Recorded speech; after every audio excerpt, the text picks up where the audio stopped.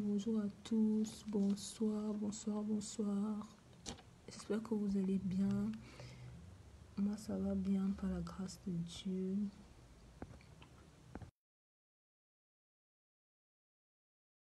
On va parler du service à Dieu. C'est quoi servir Dieu? Pourquoi véritablement nous devons servir Dieu? Mon message va être basé sur le livre de Matthieu.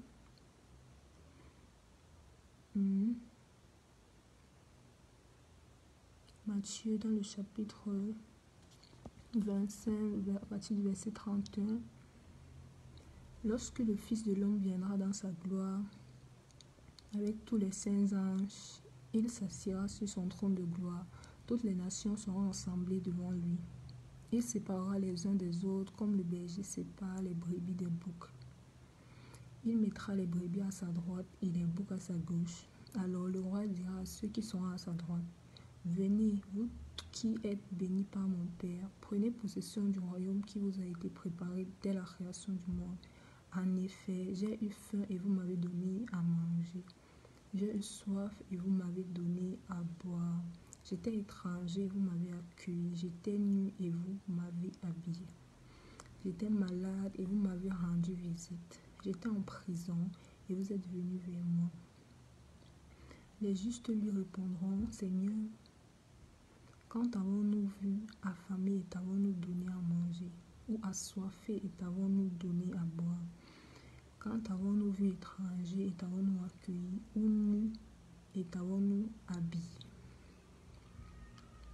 Quand avons-nous vu malade ou en prison et sommes-nous allés vers toi? Et le roi leur répondra: Je vous le dis en vérité, toutes les fois que vous avez fait cela à l'un de ces plus petits de mes frères, c'est à moi que vous l'avez fait.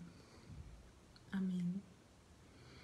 Amen. Ce passage est vraiment très intéressant parce que beaucoup se posent la question de savoir c'est quoi véritablement servir Dieu. Parce que si Dieu, Jésus on avait par exemple vécu à l'époque de Jésus, on devait être ses disciples, on devait le servir, lui donner à manger, comme on dit, servir quelqu'un normalement. Donner à manger, à boire, s'occuper de lui. S'il était par exemple chez nous, il devait nous envoyer, on devait courir pour partir, on devait se précipiter. Mais dès lors que le Seigneur est parti, il nous a envoyé son esprit, il n'est plus là lui-même. Et comment donc continuer à le servir qui n'est plus là? On ne peut pas le voir, on ne peut pas servir quelqu'un évidemment sans voir la personne en fait. Et donc pour pouvoir le servir, il nous dit donc par ce passage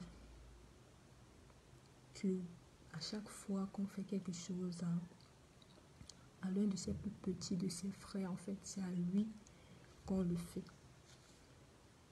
Donc à chaque fois qu'on a vu malade, qu'on voit un frère malade, on rend visite à ce frère, c'est à Jésus qu'on rend visite en fait. À chaque fois qu'on est un frère en prison, on rend visite à ce frère. En Christ, c'est à Jésus qu'on rend visite. À chaque fois qu'on a fait quoi que ce soit, quand on voit un frère affamé, on donne à manger, c'est à Jésus qu'on donne à manger. Quand on voit un frère assoiffé, on donne à boire, c'est à Jésus qu'on donne à boire. Quand on accueille un étranger, c'est soi. En réalité, c'est Jésus lui-même qu'on accueille. Amen. Donc, c'est vraiment sur ça que je voulais parler parce que c'est très important. Parce que parfois, on a l'impression que, voilà, on ne sait pas vraiment pourquoi on fait ce nombre de choses. Mais dès lors qu'on met dans sa tête, en fait, cette personne qui m'envoie faire ça, si c'était Jésus qui m'envoyait faire la même chose, est-ce que je devais bouder? Est-ce que je devais tarder? C'est comme le président de la République. Si un président te donne par exemple un rendez-vous à 10 heures, mais à 6 heures tu seras déjà là. Si un président te demande de faire quelque chose, tu vas le faire avec elle, tu ne vas pas bouder par exemple.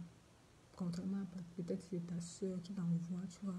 Par exemple, qu'elle est pressante à avoir une fois, deux fois, trois fois, plusieurs fois, à un moment donné, ça va te fatiguer. Mais si c'était Jésus, dis-toi toujours que c'était Jésus qui est en train de m'envoyer, même s'il m'envoie 50 fois par minute ou d'oiseau, est-ce que j'allais refuser ou est-ce que j'allais bouder? Au contraire, si c'était Jésus, tu allais vouloir faire tellement plaisir à Jésus, tu allais vouloir lui montrer que non, c'est toi qui peux, peu importe où tu pars, que tu n'es pas quelqu'un qui boude, tu allais montrer à Jésus, tu allais vouloir montrer à Jésus que tu es parfait.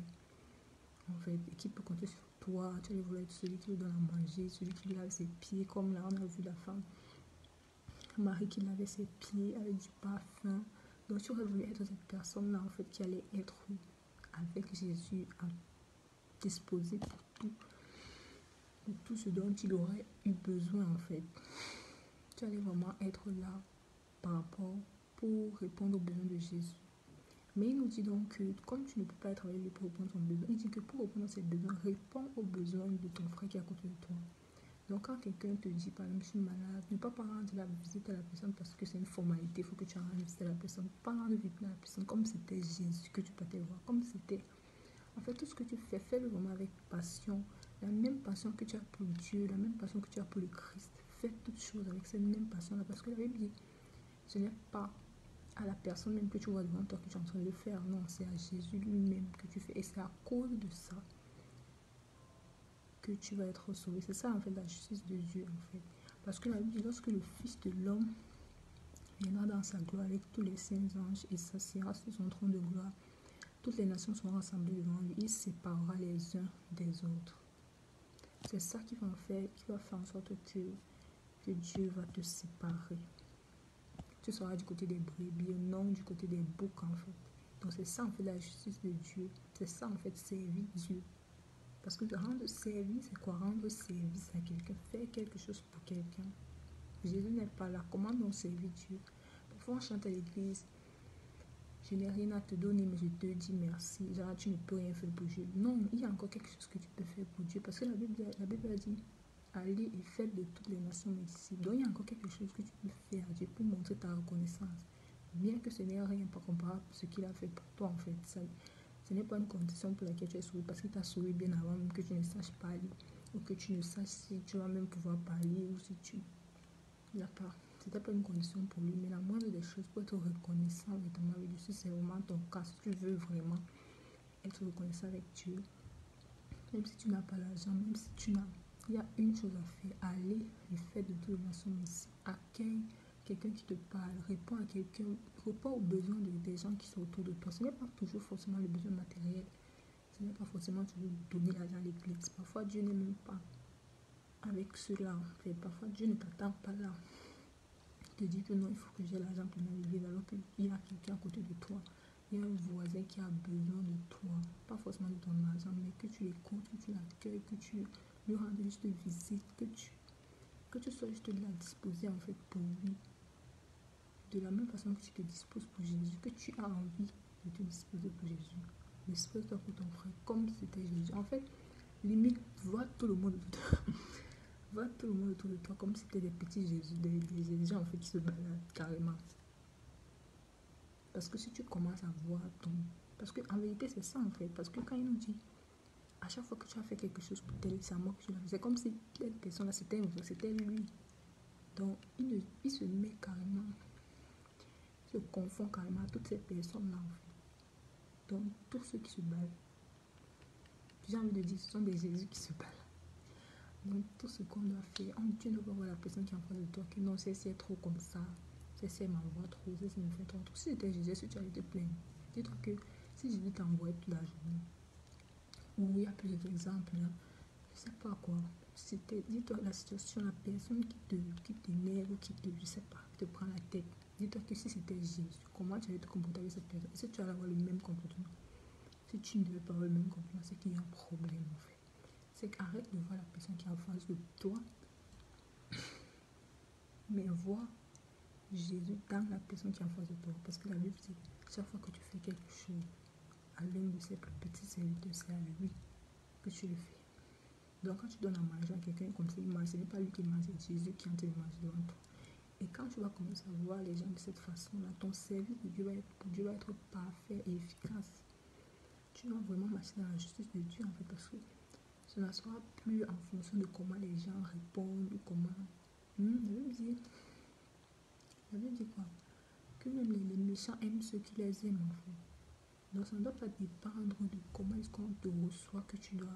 La Bible dit seulement que le mal, pas le bien. Donc c'est pas parce qu'on te donne le bien que tu vas donner le bien en retour seulement. Non, même quand on te donne le mal, donne aussi le bien en retour. Parce que c'est ça en fait l'exemple. L'étranger ne sera pas toujours gentil avec toi. La personne qui est malade, ça sera une personne, peut-être quand toi tu es malade, il n'est jamais venu te rendre visite. Peut-être tu auras envie de dire que pourquoi moi je vais aller. Mais Dieu dit ne vois pas la personne. Après il dit ne vois pas la personne, c'est quoi? Ne vois pas la relation que tu as avec la personne. Ne vois pas tout ce qu'elle a eu à te faire. Ne vois pas qu'elle est comme ça, pourquoi elle a fait ça pour lui. Elle ne voit pas que voilà quoi, ils sont racistes. Tu sais pas trop. Ne vois pas cette personne-là. Vois Jésus. Et si tu vois Jésus en cette personne, tu ne peux pas voir les défauts de cette personne. Parce qu'il n'y a pas de défaut en Jésus. Donc pour toi, la personne sera parfaite. Elle va mériter ton amour en toutes choses en fait. Si tu vois vraiment Jésus, c'est pas seulement voir Jésus, c'est vraiment en parallèle, mais c'est véritablement voir le Jésus à la personne qui mérite tout en fait, que tu fasses tout pour lui, la personne que tu mérites, qui mérite toute ton attention, qui mérite que tu sois petit soin pour lui parce qu'à cause de ce qu'il a fait. Mais alors si tu ne vois pas déjà cette personne, tu vois ce que non, c'est là même, on dit même qu'elle est sorcière ou bien. Il y a plusieurs possibilités. Mais si tu regardes à ça, tu ne pourras pas rendre un service accompli. Parfois même tu vas le rendre. Tu vas dire ok, je m'avale parce que Dieu a dit que. Mais dans ton cœur, parce que je regarde au cœur, il se passe moins de faire d'aller parce que tu veux dire que la Bible a dit non. C'est pour ça que Dieu a toujours été contre les pharisiens parce que pour eux c'était tac, tac, tac. Alors que Dieu regarde au cœur, la disposition de mon cœur en fait. Il faisait les choses, il marchait selon la loi, mais le cœur était très loin de Dieu. Donc fais le moment avec ton cœur, tout en sachant que c'est pour Dieu que tu le fais, c'est à Dieu que tu le fais. Sans discerner la personne, sans juger la personne, parce que Jésus est parfait. Si tu regardes cette personne-là comme tu ne pourras plus rien dire contre cette personne, vu que c'est Jésus. Il est parfait. Et ton service aussi va être parfait. Donc regarde à Jésus, regarde à plaire à Jésus d'abord. C'est ça le service de Dieu. C'est de rendre service à tout le monde comme c'était à Dieu. Aimez-vous les uns les autres comme moi, je vous ai aimé. C'est ce que dit la parole de Dieu. Amen. Moi-même, quand j'ai lu ce livre, je me suis dit, hey, attends, si Jésus était vraiment encore, si j'avais vécu autant de disciples, comment j'allais me comporter? Mais même si Jésus m'envoyait où j'allais partir, peu importe tout ce qu'il me dit, je n'allais jamais me plaindre parce que c'est Dieu, quoi. C'est Dieu. C'est pareil, en fait. Donc, tous ceux qui sont autour de lui te disent de les voir comme c'était lui. Et de les servir sans te plaindre. Donc c'est ce message-là que je voulais partager avec toi en ce qui concerne le service de Dieu. Servir Dieu, c'est servir les hommes sur la terre. Parce que Dieu n'est pas... C'est vraiment le Saint-Esprit. On ne voit pas le Saint-Esprit, on ne voit pas Jésus. Il n'y a pas Jésus qui se balade, qui dit que prenez donne-moi de l'eau à boire. Non. Le Jésus qui dit donne-moi de l'eau à boire, c'est ton frère, ta soeur, tous ceux qui sont autour de toi. Réponds aux besoins qui est autour de toi. Réponds aux besoins qui est autour de toi. Parce qu'en le faisant, c'est à Jésus même que tu réponds. Que Dieu te bénisse. J'espère vraiment que le message t'a béni, que ça a transformé ta manière de penser, de voir les autres aussi. Arrêtons de juger, ne jugeons pas. Parce que la Bible dit celui qui ne juge pas ne sera pas lui-même jugé en fait. Si tu juges les autres, que Dieu va finalement te juger. Donc c'était ça. Que Dieu vous bénisse. Que Dieu vous bénisse abondamment. Soyez bénis, soyez remplis du Saint-Esprit. Alléluia, alléluia, alléluia. Donc maintenant, on va faire une prière.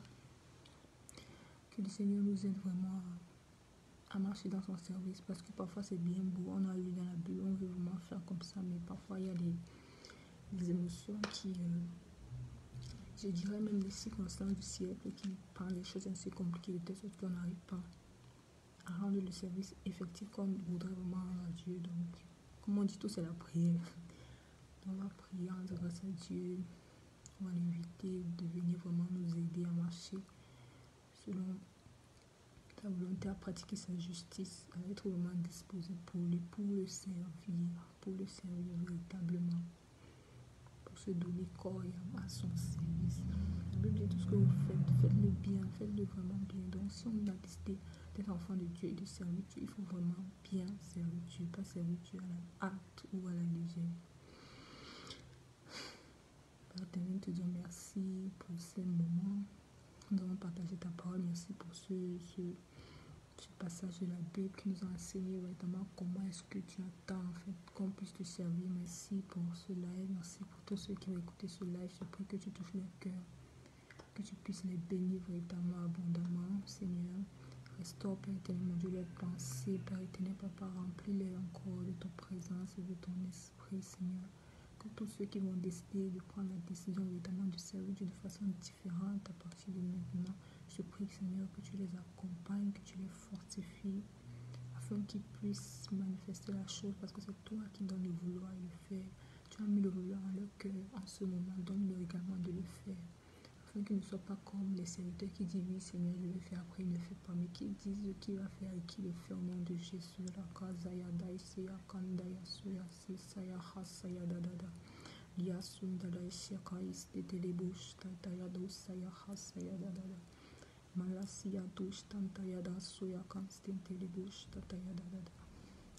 Merci pour ce service, Seigneur. Merci pour ton appel dans nos cœurs. Merci. Et si tu écoutes le live, et si tu vois ce live peut-être même après, et que tu n'as vraiment pas encore donné ta vie à Jésus, je t'invite à faire cette prière avec moi. C'est vraiment très important parce que la Bible dit, voici je suis à la porte d'Apocalypse 3:20, je ne sais pas, je suis à la porte, je frappe, celui qui entend ma voix, il m'ouvre la porte, j'entrerai, je souperai avec lui et lui avec moi. Amen. Donc, ma voix que tu es en train d'entendre là maintenant, c'est le Seigneur qui toque à ta porte. Ouvre-lui la porte en faisant cette prière avec moi. Seigneur Jésus, je te dis merci pour ton sang que tu as versé sur la croix pour mes péchés. Je reconnais que tu es mort pour moi et que Dieu t'a ressuscité des morts. Je reconnais que tu vis au siècle des siècles et que tu es assis à la droite de Dieu. Je t'accepte dans ma vie. Je t'invite dans ma vie à venir demeurer avec moi, à venir être mon Dieu et mon roi, Seigneur. Je t'établis comme roi dans ma vie. Viens et prends total contrôle de mon cœur, mes pensées, Seigneur. Viens gérer ma vie, Seigneur, mon Dieu, mon roi, selon ta volonté. Oh Seigneur Jésus, j'accepte de te servir. J'accepte d'être ton enfant à partir de maintenant au nom puissant de Jésus. Je déclare que je renonce à toutes les choses que j'ai déjà fait dans le passé et je décide de marcher en nouveauté de vie avec toi selon tes commandements, selon tes préceptes. Papa, fais descendre ton Saint-Esprit sur moi, le Saint-Esprit que tu as promis et que tu as fait descendre tes disciples à la Pentecôte, je te prie de me remplir de cet esprit-là afin que je marche, Seigneur, selon ta volonté et non selon ma chair, mais selon ton esprit. Au nom puissant de Jésus, Seigneur, je te rends donc grâce pour ce moment. Certainement, des âmes ont été sauvées. Certainement, tu as parlé encore au cœur de quelqu'un. Béni sois-tu parce que tu es formidable, tu es adorable. Nous t'aimons, nous te célébrons au nom de Jésus. Amen. On se revoit très prochainement pour un prochain live. Peut-être dans le week-end ou alors la semaine prochaine, comme le Saint-Esprit voudra. Que Dieu vous bénisse.